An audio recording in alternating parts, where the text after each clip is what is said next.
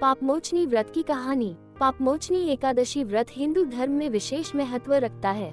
इसे चैत्र माह के कृष्ण पक्ष की एकादशी को मनाया जाता है।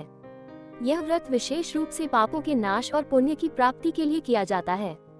पापमोचनी एकादशी का व्रत करने से सभी पाप समाप्त हो जाते हैं और भगवान विष्णु की कृपा प्राप्त होती है। यह व्रत उन सभी भक्तों के लिए बहुत लाभकारी माना जाता है जो अपने जीवन के पापों से मुक्ति प्राप्त करना चाहते हैं। कथा का आरंभ बहुत समय पहले की बात है। एक राजा था जिसका नाम महात्मा धृतराष्ट्र था। राजा धृतराष्ट्र ने अपने जीवन में बहुत से पाप किए थे, जिसके कारण वह मानसिक रूप से परेशान रहने लगा था। वह चाहता था कि किसी प्रकार उसके पापों का नाश हो जाए और वह भगवान के चरणों में शरण प्राप्त कर सके। राजा का ये संकल्प भगवान विष्णु तक पहुंचा। भगवान विष्णु ने राजा से मिलने के लिए अपने भक्त नारद मुनि को भेजा। नारद मुनि राजा के पास गए और उनसे पूछा, राजन, आप क्यों दुखी हैं? राजा धृतराष्ट्र ने कहा, हे मुनि, मेरे जीवन में बहुत सारे पाप हैं। इन पापों से मुक्ति पाने के लिए मैं हर दिन भगवान विष्णु की पूजा करता हूँ, लेकिन मुझे फिर भी शांति नहीं मिलती। क्या ऐसा कोई उपाय है जिससे मेरे पाप समाप्त हो जाएं और मैं भगवान के आशीर्वाद से मुक्त हो जाऊं? नारद मुनि ने राजा की स्थिति को समझते हुए कहा, राजन, आपके पापों का नाश करने का एक उपाय है, वह है पापमोचनी एकादशी का व्रत। यह व्रत विशेष रूप से पापों को समाप्त करने के लिए किया जाता है। यदि आप इस व्रत को श्रद्धा और निष्ठा से करते हैं तो आपके सारे पाप समाप्त हो जाएंगे और आपको भगवान विष्णु की कृपा प्राप्त होगी। राजा धृतराष्ट्र ने नारद मुनि की बातों को ध्यान से सुना और अगले ही दिन से पापमोचनी एकादशी का व्रत करने का संकल्प लिया। नारद मुनि ने उसे व्रत की विधि विधान के बारे में विस्तार से बताया। पापमोचनी एकादशी व्रत की विधि।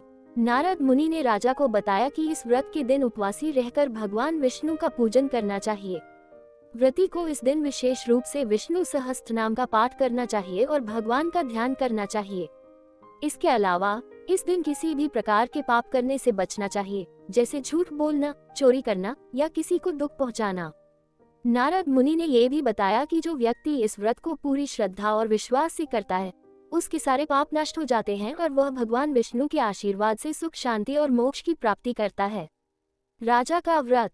राजा धृतराष्ट्र ने पापमोचनी एकादशी का व्रत पूरी श्रद्धा और विश्वास के साथ किया। वह दिन भर उपवासी रहे और भगवान विष्णु की पूजा की। उन्होंने विष्णु सहस्त्रनाम का पाठ किया और भगवान विष्णु का ध्यान किया। इसके बाद राजा ने भगवान से अपनी सभी गलतियों और पापों के लिए क्षमा मांगी और उनके आशीर्वाद की प्रार्थना की। राजा का व्रत भगवान विष्णु के चरणों में समर्पण और श्रद्धा का प्रतीक था।